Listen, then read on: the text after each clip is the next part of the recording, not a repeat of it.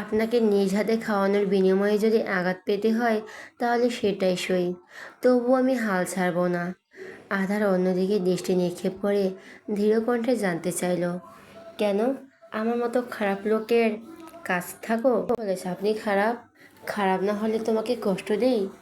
আলো হেসে বলল, আমাদের সম্পর্কটা একটু অদ্ভুত স্যার, যেখানে আমরা কেউ একে অপরের পেছনে না লেগে থাকতে পারি না। আর আমি কি ভালো নাকি? মনে নেই আপনার, একবার আমার জন্য আপনি ড্রেনে পড়েছিলেন? আদার ঠোঁট কামড়ে হাসলো, তারপর বলল, ভাগ্যিস ওই দিন তোমাকে থাপ্পড় মারিনি, শুধু আমার স্টুডেন্ট হয়ে বেঁচে গিয়েছিলে। আর এখন এখন অমন করলে সোজা মাথায় তুলে আছাড় মারবো। চোখ মুখ কুঁচকে বলো, আপনি কখনো ভালো হবেন না, তাই না? আধার মাথা নাড়িয়ে বলো, উফ, কখনোই না। তো বিকেলের দিকে সবাই লাউছড়া জাতীয় উদ্যানে ঘুরতে এসেছে। এটি বাংলাদেশের সবচেয়ে সুন্দর এবং বৈচিত্র্যময় বনাঞ্চলগুলোর মধ্যে একটি। এখানকার বনের ভেতরে সূর্যের আলো খুব কম পৌঁছায়, কারণ এখানে গাছের কয়েক স্তর বিন্যাস রয়েছে। ফলে বাইরের তাপমাত্রার চেয়ে বনের ভেতরটা অনেক বেশি শীতল ও শান্ত। এখানে সেগুন, লোহা কাঠ, আগর, গর্জন এবং চ্যাপালিসের মতো বিশাল বিশাল সব গাছ রয়েছে। বনের গাছে গাছে ঝুলে থাকা লতাগুলো এবং বুনো অর্কিড একে একটি আদিম বনের রূপের মতো লাগছে। বনের ভেতর দিয়ে ছোট ছোট অনেক বালুময় পানির ধারা বয়ে গেছে, যা পরিবেশকে আরও জীবন্ত করে তুলেছে। বনের সৌন্দর্যের চেয়ে বেশি গা ছমছমে পরিবেশ দেখে আলো কিছুটা ভরকায়, কারণ যেখানেই নজর যাচ্ছে সেখানেই শুধু ঘন জঙ্গল আর ঘন জঙ্গল। আশেপাশে ছোট ছোট পাহাড়ও দেখা যাচ্ছে। তাদের সাথে কয়েকজন এখানকার গাইড এসেছে। তাদের নির্দেশনা সবার বনের ভেতরে ঢুকবে এবং চারপাশে ঘুরে দেখবে, নয়তো ঘন জঙ্গলের ভেতরে পথ হারিয়ে যাওয়ার সম্ভাবনা রয়েছে। সে আশেপাশে তাকাতে তাকাতে বান্ধবীদের থেকে দূরে সরে গেল। মূলত সে একজনকে খুঁজছে, কিন্তু বলার জন্য। আমি সোয়াকে পছন্দ করি না স্যার। আধার এক জায়গায় দাঁড়িয়ে থেকে ফোনে নেটওয়ার্ক খুঁজছিল। তখন মেয়েটার কথা শুনে পাশে তাকায়। আজ মেয়েটা আকাশি রঙা গাউন পরেছে, যেটা যেটা বাতাসের তালে তালে দুলছে। আলো আশেপাশে তাকিয়ে আবারও বলল, ওইগুলো চিঠি, ফুল তাবানার জন্য দিয়েছিল। আসলে সোহান তাবানাকে ভালোবাসে, কিন্তু বেচারা ভয়ে বলতে পারছিল না। তাই আমার সাথে ভাব জমিয়েছিল যেন আমি তাকে সাহায্য করি। বোকা ছেলেটা জানতোই না তাকে তাবানাও মনে মনে পছন্দ করে, আর আমি এইগুলো তাবানার রুমে রেখেছিলাম। তারপর ফোনে তাকে সবটা জানিয়েছি। আদার কিছুক্ষণ চুপ থেকে বলল, তো এসব আমাকে বলছো কেন? তুমি কাকে পছন্দ করবে নাকি করবে না সেটা তোমার ব্যাপার, এতে আমার কি? আমি চাই না অহেতুক আপনি আমাকে ভুল বুঝুন। আমি ভুল বুঝলাম না কি বুঝলাম না, এতে তোমার কি? অনেক কিছু। আলো গোমরা মুখে বলল, আর আধা শান্ত চোখে তাকিয়ে রইল। তারপর ধীর কণ্ঠে আওড়ালো, আমার চোখের আড়াল হবে না আজ। আলো কপাল কুঁচকে জিজ্ঞেস করলো, কেন? তুমি যে বিচ্ছু মেয়ে, তাতে দেখা যাবে জঙ্গলের ভেতরে হারিয়ে গেছো, তারপর কোনো জীবজন্তুর পেটে গিয়ে বসে আছো। তখন দাদাজান আমাকেই বলবে আমি তোমাকে মেরে টেরে কোথাও একটা গুম করে দিয়েছি। সো এই রিস্ক নিতে চাচ্ছি না আমি, আর না বিনা দোষে জেলে যেতে চাই। আলো শব্দ করে হেসে উঠে বলল, বলা তো আর যায় না, এটাই আমাদের শেষ দেখা। আর কখনো আপনার সাথে খানবাড়িতে ফিরলাম না, তখন ব্যাপারটা কেমন হবে? নিশ্চয়ই আপনি খুশি হবেন। মেয়েটা হেয়ালি কেন জানি আধারের পছন্দ হলো না। সে চোখ পাকিয়ে তাকাতেই আধার দাঁত বের করে বলল, আরে রাগ করবেন না, মজা করেছিলাম। আমি কিন্তু এত সহজে আপনার পিছু ছাড়ছি না। আচ্ছা, আপনি এখানে দাঁড়িয়ে থেকে নেটওয়ার্ক খুঁজুন, আমি একটু ঘুরে আছি। Bye bye sir. এ কথা বলে আলো পিছনে ফিরতেই আধার খপ করে তার হাতের বাহু চেপে ধরল। তারপর নিজের সাথে মেয়েটাকে টেনে টুনে নিয়ে যেতে যেতে গম্ভীর কণ্ঠে বলে উঠল, যেতে হবে না কোথাও। বনে গভীরে যাওয়ার জন্য 3 ঘন্টার দীর্ঘ ট্রেকিং ট্রেইল নেওয়া হয়েছে। সবাই 4টে আলাদা আলাদা দলে ভাগ হয়েছে। প্রতিটি গ্রুপে একজন করে গাইড, শিক্ষক ও 10 জন স্টুডেন্ট। বনের ভেতরে পা রাখতে প্রথমে নাকে এলো ভেজা মাটি আর বুনো লতা পাতার একটা সতেজ ঘেরান। আকাশে দেখার কোনো উপায় নেই, কারণ মাথার ওপর শত বছরের পুরনো বিশাল বিশাল সেগুন, গর্জন আর চ্যাপালিস গাছের ডালপালা একে অপরের হাত ধরায় চাউদা বানিয়ে রেখেছে। সূর্যের আলো যেন ঘন পাতা চিরে নিচে নামতে পারে না বললেই চলে। কেবল ছোট ছোট আলোর রেখা তলোয়ান মতো অন্ধকার ভেদ করে মাটির ওপর আছড়ে পড়ছে। সকালে সাবধানে হাঁটছে আর বড় বড় চোখে চারপাশ দেখছে এবং ছবি তুলছে। তাদের সামান্য গাইড হাঁটছে আর সামনে পিছনে হাঁটছে আদার ছেড়। আলো সেটাই দেখছে, সেটার ছবি তুলে নিচ্ছে। একটা রঙিন প্রজাপতি দেখে থেমে গেল। পা টিপে টিপে বাঁকা পথে গিয়ে ছবি তুলে নিল, কারণ প্রজাপতিটা একটা ছোট্ট মাছের পাতার উপর বসেছে। চতুর্পাশ নিস্তব্ধতায় ছেয়ে আছে। ঝিঁঝি পোকার একঘেয়েমি ডাক বনের নিস্তব্ধতাকে আরও গম্ভীর করে তুলেছে। হঠাৎ দূরে কোথাও কোনো গাছের মগডালে শুনতে পাওয়া গেল হুক্কু হুক্কু শব্দে উল্লুকের ডাক, যা এই বনের সবচেয়ে পুরনো আদিম গান। গাছের ডালে ডালে হনুমানের লাফালাফি আর শুকনো পাতার উপর দিয়ে কোনো বুনো প্রাণীর দৌড়ে যাওয়ার খসখস শব্দে সবাই হৃদস্পন্দন বাড়িয়ে দিল। ওই যে দেখা যায় তোমার মতো আরেকজনকে। পিছন থেকে ছেড়ে কথাগুলো শুনে চমকে উঠল। ডান দিকে তাকায়, গাছের মগডালে একটা বাদরের বাচ্চা বসে লেজ নাড়াচ্ছে।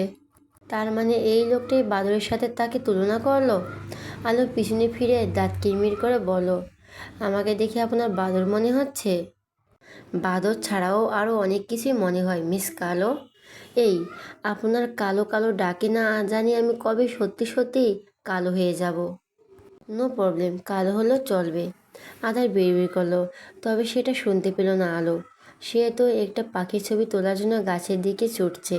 তখন আদার সাবধান করে বলল, ওখানে কিন্তু জোকর রয়েছে, দেখে শুনে চলাফেরা করো।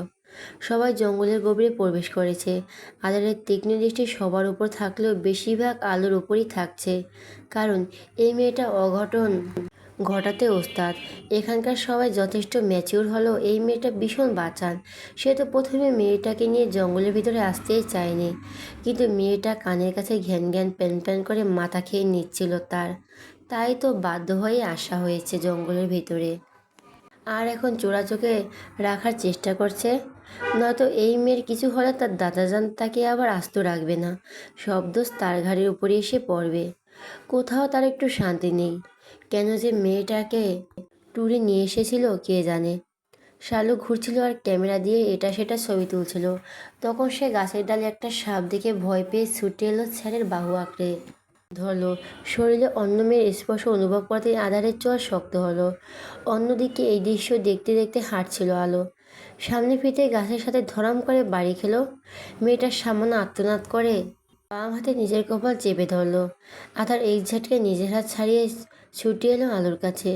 মেয়েটাকে নিজের দিকে ঘুরিয়ে দেখে বর্ষা কপালটা কালচে লাল হয়ে ফুলে গেছে, বেশ জোরে আঘাত লেগেছে। এই তুমি কানা, চোখে দেখতে পাও না? সব সময় কিছু না কিছু করেই বসো, নিজেকে হার্ট না করে শান্তি পাও না? এখন কপালের মাঝে আলো গজিয়ে তৃপ্তি পেলে? আলো চোখের পানি মুছে নাক টানল। সে কি ইচ্ছে করে ধাক্কা খেয়েছে নাকি? আশ্চর্য, শব্দ সেই পচা গাছটার। এখানে কে দাঁড়িয়ে থাকতে বলেছিল? যদি না থাকতো তাহলে তো সে আর ব্যথাই পেত না। সঙ্গে করে ব্যাগে প্রাথমিক চিকিৎসার বক্স নিয়ে আসা হয়েছিল। আধার একজনের থেকে সেটা নিয়ে মলম আর ওয়ান টাইট টেপ বের করে আনলো। তারপর মেয়েটার কপালে গজানো আলোতে লাগিয়ে দিয়ে বিড়বিড় করলো, রিসোর্টে ফিরে এসে আলু চপ করে খেও। আলো খ্যাক খ্যাক করে বলল, আর আপনাকে আমি ব্যাঙের চপ করে খাওয়াবো, অসভ্য লোক কোথাকার। এ কথা বলে আলো হনহন করে চলে গেল। আদার ঠোঁট কামড়ে পথ অনুসরণ করতে চেয়েও থেমে যায়। পিছনে ঘাড় ঘুরিয়ে শালুকের উদ্দেশ্যে গম্ভীর কণ্ঠে বলল, আমার থেকে দূরত্ব বজায় রাখুন, অর ডোন্ট টাচ মি। অপমানে শালুকের চেহারা রক্তিম হয়ে এলো, তবে কিছু না বলে ওখান থেকে চলে গেল। হাঁটতে হাঁটতে হঠাৎ বনের বুক চিরে চলে যাওয়া সেই বিখ্যাত রেল লাইনের সামনে গিয়ে সবাই থমকে দাঁড়ায়। দুই পাশে ঘন বন, মাঝখানে চলে গেছে পাথরের রেল লাইন। মনে হবে এই বুঝি দূর থেকে কু ঝিনচিক শব্দে একটা ট্রেন। সকল নিস্তব্ধতা আর সবুজ চিরে সামনে হাজির হবে। আবছা অন্ধকারের মাঝে সবাই রেল লাইনে হাঁটছে আর ফটোশ্যুট করছে। কিছুক্ষণ পরে এখান থেকে বেরিয়ে যাবে, কারণ রাত হতে আর বেশি দেরি নেই। আলো পা জোড়া ব্যথার টনটন করছে, তাই সে রেল লাইনের ওপরে বসলো। লং হ্যান্ডব্যাগ থেকে চকলেট বের করে খেতে খেতে আশেপাশে তাকালো। তাবান্না সোহানের সাথে গল্প করছে। আর শালু ফারাহাকে ছবি তুলে দিচ্ছে। নির্ঝর তার গার্লফ্রেন্ডের সাথে অন্য দলে, সাথে মারুপও আছে। আলো কিছুক্ষণ আরাম করে উঠে দাঁড়ায়। আশেপাশের স্যারকে কোথাও দেখা গেল না। এ তো কপাল কুঁচকে গেল তার। এই লোকটা আবার কই হারালো? 1 মিনিট কোনো বিপদে পড়লো না তো? এটা ভাবতে আলো ছুটে চলল জঙ্গলের ভেতরে। কিছুদিন এগিয়ে যেতে দেখতে পেল আদার ছেড়ে এদিকে আসছে। মানুষটাকে সুস্থ অবস্থায় দেখে স্বস্তির নিঃশ্বাস ছাড়ল। সে তো একটুর জন্য ভয়ই পেয়ে গেছিল। ভূতের মতো দাদা মতো করে হারিয়ে গিয়েছিল। হ্যাঁ, আদার সামনে হাঁটতে হাঁটতে ধীর কণ্ঠে বলল, এখন কি তোমাকে সব কিছুর কৈফিয়ত দিতে হবে? আলবাত দিতে হবে। বলুন, কই গিয়েছিলেন? গার্লফ্রেন্ডের সাথে দেখা করতে গিয়েছিলাম। আমাকেও নিয়ে যেতেন, আমি একটু আপনার পেয়ারের গার্লফ্রেন্ডকে দেখতাম। আধারের পা জোড়া ছুলত হয়ে যায়। সে চট করে পিছনে ফিরে দাঁতের দাঁত চেপে বলল, এখন কি তোমাকে আমার পার্সোনাল কাজের মধ্যেও নাক গলাতে হবে? আলো কপাল কুঁচকে জিজ্ঞেস করলো, পার্সোনাল কাজ মানে? মূত্রত্যাগ করতে গিয়েছিলাম, এখন ভাবছি আবারও যাব। তা তুমি যাবে? চাইলে আসতে পারো, বিকজ আই ডোন্ট মাইন্ড। আলো কি বলবে ভাষা খুঁজে পেল না। সে তো লজ্জায় এত্তি উত্তি তাকাতে তাকাতে চট করে পাশ কাটিয়ে কেটে পড়ল। আজকাল এই অসভ্যের মুখে কিছুই আটকাচ্ছে না। যেটা মুখে আসছে সেটাই বলে দিচ্ছে। ওটা নীলজের মতো বলে দিচ্ছে। আচমকা একজন মেয়ে পড়ে গিয়ে আঘাত পাওয়ার ফলে তাকে নিয়ে সবাই ব্যস্ত হয়ে গেল। পা থেকে ব্লিডিং হচ্ছে। আদার সাহেব সবার উদ্দেশ্যে বলে তারা এখনই জঙ্গল ছেড়ে বেরিয়ে যাবে, তাই কেউ দূরে যেন না যায়। ইনজুরি মেয়েটাকে নিয়ে যাওয়ার সময় আবার সাবধানে সবাইকে করলো, কারণ রাত প্রায় হয়ে এসেছে। এখন এখানে থাকাটা সেফ নয়। ওয়াও, কত সুন্দর আর কিউট! শালুক একটা বিরল অর্কিড দেখে ফোন নিয়ে ছুটে জঙ্গলের ভেতরে গেল। তার সাথে আলোও ছিল। মেয়েটা বারবার যেতে মানা করলো, কারণ সবাই এগিয়ে গেছে সামনে। আলো বিরক্তিতে মুখ দিয়ে চবর্গ শব্দ করলো। সামনে এগোতে চেয়েও পারল না। এই মেয়েটাকে এখানে ফেলে কোথায় যেতে পারবে নাকি? পারবে না। আলো এগিয়ে এসে বান্ধবীর উদ্দেশ্যে বলল, চল এখন, নয়তো স্যার বকা দেবে। শালুক মাথা নাড়িয়ে বলল, চল চল। তারা সামনে ফিরে চমকে উঠল, কারণ সামনে বিশাল দেহের বুনো শুকুর রয়েছে। তাদের দিকে কেমন অদ্ভুত চোখে তাকিয়ে আছে। আলো শালুক ভয়ে শুকনো ঢোক গিলে একে অপরের মুখ চাওয়াচাওয়ি করলো। তার চিৎকার দেওয়ার আগে বনে সব নিস্তব্ধতা চিরে বুনো শুকুরটা চিৎকার করে উঠল। তারপর ছুটে আসতে দুজনে দৌড় মারল। শালুক গ্রামের মেয়ে হওয়ায় যে খুব অনায়াসে গাছে উঠতে পারে, আর আজ এটাই ফায়দা হলো। সে সব কিছু ভুলে টুলে ছুটে এসে একটা ছোটোখাটো গাছের উপর উঠে গেল।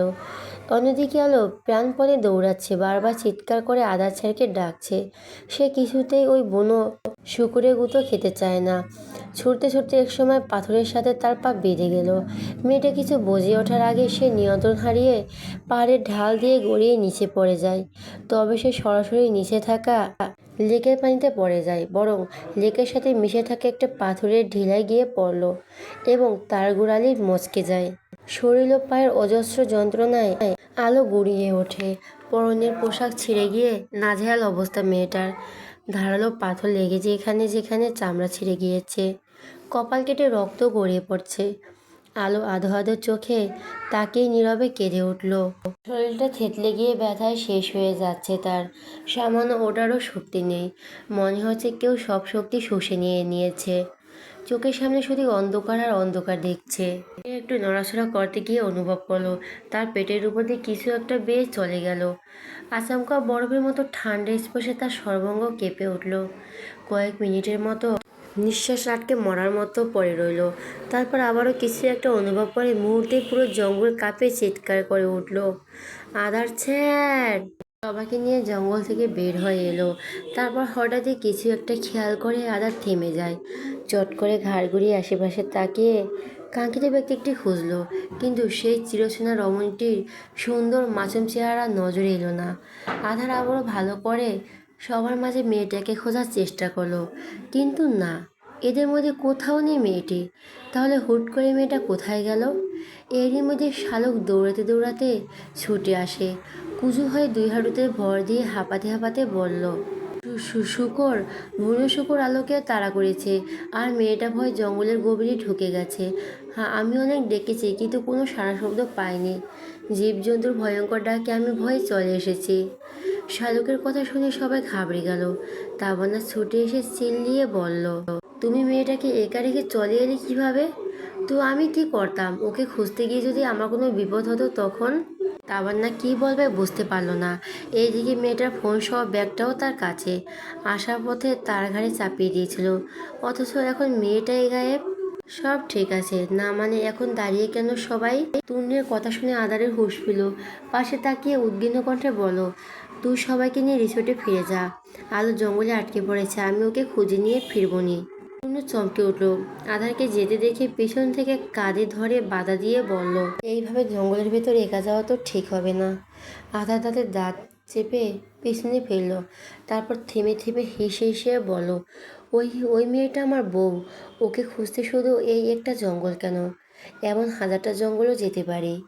কথা বলে আর দাঁড়ালো না আধার। চট করে এক প্রকার ছুটে জঙ্গলের ভেতর প্রবেশ করলো। আর মনে মনে চাইলো মেয়েটা যেন ঠিক থাকে। রাত ঘনিয়ে এসেছে। পুরো জঙ্গল দ্বিগুণ নিস্তব্ধতায় ছেয়ে গেছে। আধার এক হাতে মোটা লাঠি এবং অন্য হাতে টর্চ নিয়ে এদিকে ছুটছে আর আলোকে ডাকছে। মেয়েটা যেন চিন্তায় চিন্তায় তার মাথাটা ফেটে যাচ্ছে। এই জন্য এ জঙ্গলে নিয়ে আসতে চায়নি মেয়েটাকে। সারাক্ষণ যেটার ভয় পেয়েছে এখন ওটাই হলো। এখন না জানি মেয়েটা কেমন অবস্থায় আছে। আধা জঙ্গলের আরও গভীরে ঢুকে অধৈর্যের মতো চিৎকার করে উঠল, আলো! নিস্তব্ধ জঙ্গলের ভেতর তার চিৎকার ভয়ঙ্কর ঠেকলো বটে। আশেপাশে গাছপালা থেকে পাখিরাও ভয়ে ডানা ঝাপটিয়ে উড়ে গেল। একটা গাছের মগডালে সাপ দেখেও ভয় পেল না আধার, বরং আরও ভেতরে প্রবেশ করলো এবং আবার মেয়েটির নাম ধরে চিৎকার করে ডেকে ওঠে। অন্যদিকে স্যারের কণ্ঠস্বর আলো শরীরটা কেঁপে উঠল, তবে চোখ মেলে তাকানোর সাহস করল না, কারণ সে অনুভব করতে পারছে কিছু একটা তার গা ঘেঁষে বসে আছে। তাই তো মরার মতো পড়ে আছে, মাঝে মাঝে নিঃশ্বাসও আটকে রাখছে। এখানে পড়ার সময় খেয়াল করেছিল পাশে একটা লেক আছে, ওখান থেকে না আবার কুমির টুমির উঠে এসেছে। সে কিছুতে কুমিরের পেটে যেতে চায় না। আধার এক সময় পাহাড়ের উপরে আসে। মেয়েটার নাম ধরে ডাকতে চেয়েও কিছু একটা দেখে গলার কথা আটকে গেল। টর্চের সাদা আলো নিচে লেকের পাশে তাক করলো। মুহূর্তে কয়েকটা হার্টবিট মিস হয়ে যায়। আধার চোখ মুখ ঘাম মুছে জোরে শ্বাস নিয়ে নিজেকে সামলিয়ে আশেপাশে তাকিয়ে নিচে নামার পথ খুঁজলো। একটু পরে একটা সরু কাঁচা পথ দেখে তড়িঘড়ি করে নেমে পড়ল। একটা ঢিলার উপরে অবহেলায় পড়ে থাকা ছন্ন ছাড়া দেহখানা দেখে না চাইতো তার বুকের ভেতরটা কেমন করে উঠল। এইটুকু পথ, অথচ মনে হচ্ছে বিশাল লম্বা। আচ্ছা, মেয়েটি ওইভাবে পড়ে আছে কেন? খুব বেশি কি ব্যথা পেয়েছে, নাকি তার উপর রাগ করেছে তাকে জঙ্গলের মাঝে ভুলে রেখে যাওয়ার জন্য? কোনো জবাব পেল না আধার, আর না জবাবের আশায় থেমে থাকলো। সে শুকনো ঢোক গিলে বড় বড় পা ফেলে এগিয়ে আসতেই মেয়েটি পাশে বসে থাকা বাদরটা লাফিয়ে চলে গেল। চোখে মুখে তীব্র আলো পড়তেই এটার ক্ষতবিক্ষত শরীরটা নড়ে উঠল। এতক্ষণ দাঁতে দাঁত চেপে সমস্ত ব্যথা সহ্য করলেও এখন আর পারল না। মুহূর্তে ঠোঁট ভেঙে ফুপিয়ে কেঁদে উঠে আদো আদো চোখের সামনে তাকাতেই কান্নায় গলার মধ্যে আটকে গেল। আরে কেন জানি পা জোড়া ভীষণ দুর্বল লাগছে। সে মুহূর্তে মেয়েটার পাশে হাঁটু ভেঙে বসে পড়ল।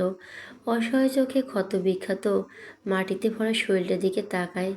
আলো জোরে জোরে নিঃশ্বাস নিতে নিতে কয়েকবার চোখের পলক ঝাপটিয়ে বোঝার চেষ্টা করলো সে আদৌ সঠিক দেখছে কি না।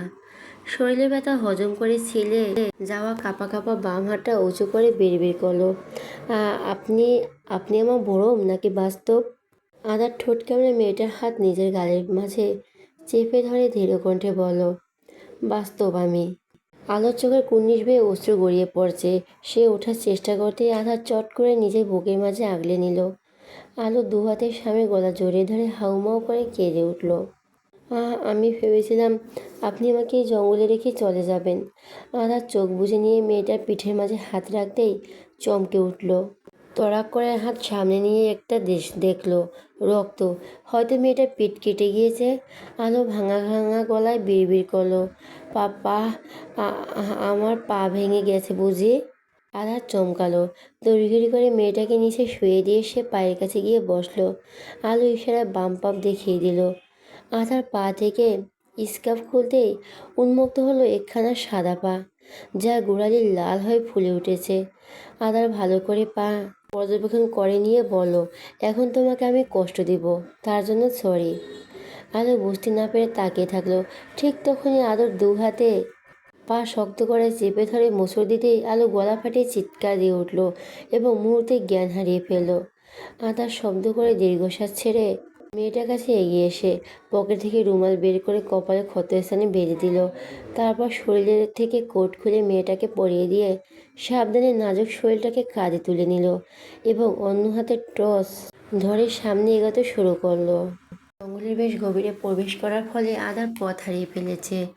বেশ কিছু সময় হাঁটার পর বনের উত্তর পূর্ব দিকের পাহাড়ের উঁচুতে পুঞ্জির সন্ধান পেল, যেটা দেখে মনে মনে স্বস্তির নিঃশ্বাস ছেড়ে সামনে এগিয়ে গেল এবং একটা খাসিয়াদের তৈরি মাছা ঘরের নিচে এসে থামল। রাত বেশি হয়, আশেপাশে কাউকে দেখা গেল না। আধার কাঠের তৈরি সিঁড়ি বেয়ে উপরে থাকা ঘরটা দিকে যায়। তারপর জায়গাটা কয়েকবার শব্দ করতেই একজন খাসিয়া বিধি দরজা খুলে দিলেন। কি এই ভিওয়ান লেং হানিং? বিদার বলা অদ্ভুত ভাষা শুনে আদার কিছুই বুঝলো না। লোকটা হয়তো বুঝতে পারলো এরা তাদের ভাষা জানতেন না, তাই তিনি ভাঙা ভাঙা বাংলা ভাষায় বলার চেষ্টা করলো। কই থেকা আইলা তোমরা?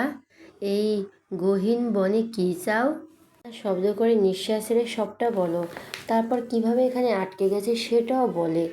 বৃদ্ধা কপাল কুঁচকে যুবকের কাঁধে ঝুলতে থাকা অবশেষে মেয়েটিকে দেখে জিজ্ঞেস করলো, এইটা কে? আদার ঘাড় কাত করে মেয়েটির দিকে তাকিয়ে ধীর কণ্ঠে বলল, আমার বউ। বৃদ্ধা কিছুক্ষণ চুপ থেকে গম্ভীর কণ্ঠে বললেন, কেমন বিশ্বাস করি যে তোমার ঘরের বউ? তুমি তো তার জঙ্গল থেকে ধৈর্যও আনতে পারো। লোকটার কথা শুনে আদার খ্যাপ করে বলল, হোয়াট ননসেন্স! আমাকে দেখে কি আপনার মেয়ে ধরা মনে হচ্ছে? বৃদ্ধ তীক্ষ্ণ চোখে মাথা থেকে পা পর্যন্ত পর্যবেক্ষণ করে নিয়ে বলল, শহরে ভদ্রপোলা মনে হয় তোমারে, কিন্তু আমি জানি তোমাদের মতো এই সুন্দর চেহারা পোলারাই মায়েদের মিষ্টি কথা ভোলায়, তারপর জঙ্গলে নিয়ে গুম করে। আমি কি এমনি এমনি বুড়া হয়েছি? আধারের মেজাজ খারাপ হলো। এই লোকটা তাকে সোজা কিডন্যাপার বানিয়ে দিয়েছে। সে নিজের বউকে গুম করে কি করবে? আশ্চর্য! বিদা ঘরের ভেতর থেকে এ কাজলা পানি নিয়ে এসে বলল, মেয়েটাকে নামাও এবং চোখে মুখে পানি দিয়ে জ্ঞান ফিরিয়ে আনো। আধার তপ্ত শ্বাস ফেলে আলোকে আস্তে করে নিচে নামিয়ে বাঁশের চটা দিয়ে তৈরি দেওয়ালের সাথে হেলান দিয়ে রাখলো। বৃদ্ধার হাত থেকে পানি নিয়ে অবচেতন মেয়েটার চোখে মুখে ঝাপটা নিতেই নড়ে চড়ে উঠল। আলো শরীর ব্যথায় গঙিয়ে উঠে বলল, খুব কষ্ট হচ্ছে স্যার। আধার আলোর কানে হাত রেখে কিছু বলতে যাবে, তখনই বৃদ্ধা রাগান্বিত হয়ে বলল, তুমি না একটু আগে কইলা এই মেয়ে তোমার বউ, তাহলে এখন আবার স্যার ডাকে কেন? তার মানে আমি ঠিকই ধরেছি, তুমি এই মেয়েকে তুলে নিয়ে আইছো। তোমারও তো আমি বাইদ্যা রাখবো। লোকটার এমন কথা শুনে আলো চমকে উঠল। তড়িঘড়ি করে স্যারকে আষ্টে পিষ্টে জড়িয়ে ধরে চিল্লিয়ে বলল, ও উনি উনি আমার স্বামী স্যার, দুটোই হয়। উনি আমাকে কেন তুলে নিয়ে আসবে? উল্টো ওনার জন্যই এখন আমি বেঁচে আছি, নয়তো এতক্ষণে কুমির সাপের পেটে চলে যেতাম। আপনি আপনি ওনাকে কিছু করবেন না, উনি ভালো, খুব ভালো। আধারের দৃষ্টি শীতল হলো। সে মেয়েটাকে আলিঙ্গন করে বৃদ্ধার উদ্দেশ্যে বলল, এখন নিশ্চয়ই আপনার বিশ্বাস হয়েছে ও আমার বউ। দেখুন, মেয়েটার শরীরের অবস্থা ভালো নেই, পাহাড় থেকে পড়ে গিয়ে অনেক বাজেভাবে আঘাত পেয়েছে। এখন এখন এমন সময় তাকে নিয়ে আমি ফিরতেও পারবো না। জঙ্গলের ভেতর দিয়ে এখন যাওয়াটাও রিস্ক।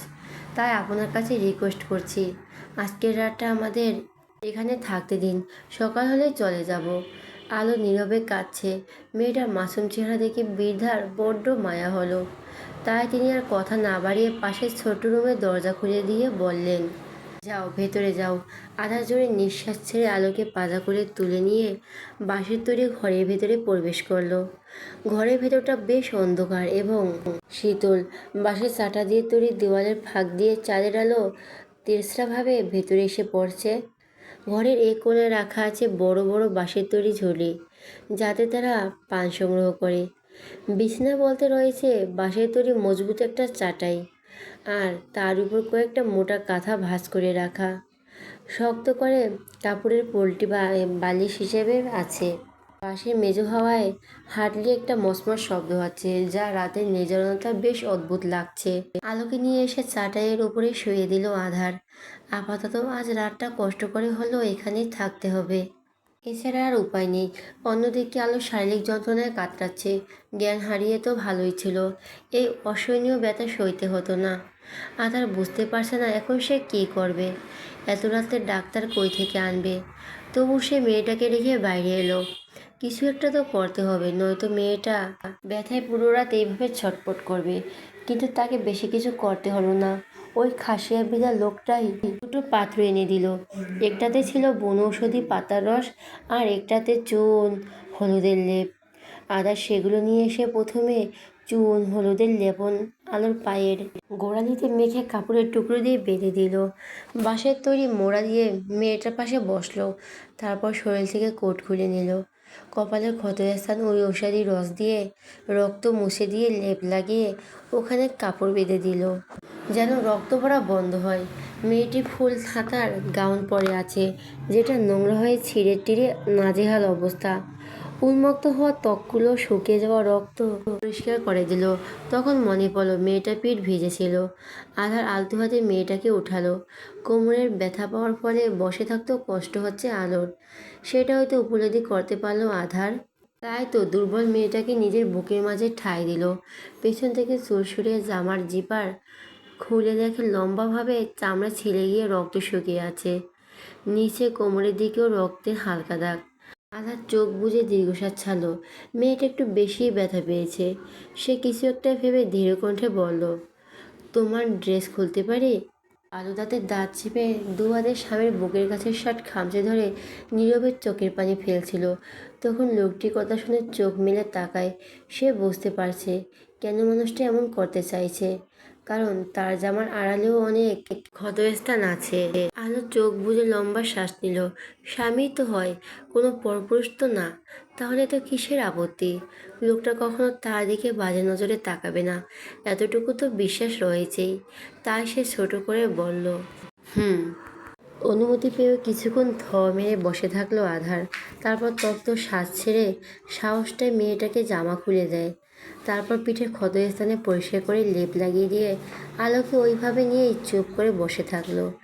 কিছুক্ষণ পর লেপ শুকিয়ে আসলে মেয়েটাকে শুয়ে দিয়ে শরীরে বাকি ক্ষতস্থানে ওষুধ লাগিয়ে দিল। আলো পিটপিট করে তাকায়। শরীরের ব্যথার কাছে লজ্জাজনক সব গায়েব হয়ে গেছে। সে শব্দ করে নিঃশ্বাস ছাড়ল। মানুষটা কত যত্নের সাথে তার সেবা করছে। ওই তীক্ষ্ণ রক্তিম চোখে তার প্রতি এক আকাশ সম যত্নেই দেখতে পেল। তা দেখে আনমনে হাসলো আলো। আধার কোমরের ওষুধ লাগিয়ে খেয়াল করলো মেয়েটার হাঁটুর কাছেও রক্তের চিহ্ন। সে ফোঁস করে শ্বাস ছাড়ল। এই মেয়ের পুরো শরীরটা ক্ষতবিক্ষত হয়ে গেছে। বসা থেকে উঠে পায়ের কাছে এলো। তারপর ঝুঁকে হাঁটু পর্যন্ত জিস তুলে রস আর লেপ লাগিয়ে দিল। আরও কোথাও লেগেছে? মেয়েটি ফুলে ওঠা রক্তিম চেহারা দিকে তাকিয়ে জিজ্ঞেস করলো আধার। আলো একটু নড়েচড়ে মাথা নাড়িয়ে না বোঝালো। আধার আর কিছু না বলে নিজের দুহাতে পরিষ্কার করে নিয়ে মোড়া টেনে বসলো। এখানে কোনো বিদ্যুতের ব্যবস্থা নেই। ছোট্ট ঘরটা মেঝেতে একটি হারিকেন মিটমিট করে জ্বলছে, আর জানালা দিয়ে আসা চাঁদের আলোর ঘরটা আবছা হয়ে আসে। আধার খেয়াল করলো চাঁদের এক মুঠো আলো এসে মেয়েটার উন্মুক্ত শরীরের উপর আছড়ে পড়ছে এবং সূক্ষ্মভাবে ছুঁয়ে চলছে। এটা দেখে কপালের মাঝে চারটে ভাঁজ পড়ল। এমন মোহনীয় ও মনোমুগ্ধকর দৃশ্য দেখেও কেন জানি তা সহ্য হলো না। চট করে উঠে এসে ঝড়ের বেগে ধরাম করে জানালাটা বন্ধ করে দিল। ফলস্বরূপ চাঁদের আলো আর ঘরে পৌঁছাতে পারল না। আপনি কি এখন দাঁড়িয়ে থেকে ঘুমাবেন? তো কি তোমার কাছে যাব? চাইলে আসতেই পারেন, আই ডোন্ট মাইন্ড। স্যার মেরে জানালার বাইরে ফেলে দেবো বেয়াদব। স্যারের কথা শোনালো ফিক করে হেসে দিল। আধার আর চোখে সেই হাসিটা লক্ষ্য করলো। শরীরে ওষুধ লাগানোর ফলে অনেকটাই আরাম পেয়েছে আলো। তাই তো ব্যথায় ছটফট না করে চুপ করে আছে।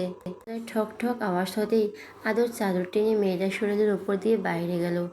বৃদ্ধা লোকটা 2 কাপ চা আর কিছু শুকনো খাবার দিল।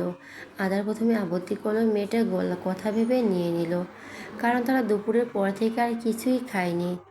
আলোর শরীরে থাকা চুন হলুদের লেপ শুকিয়ে গিয়েছে। আধার নিজের গায়ের পাতলা শার্ট খুলে মেয়েটাকে পরিয়ে দিয়ে বোতামগুলো লাগিয়ে দিল।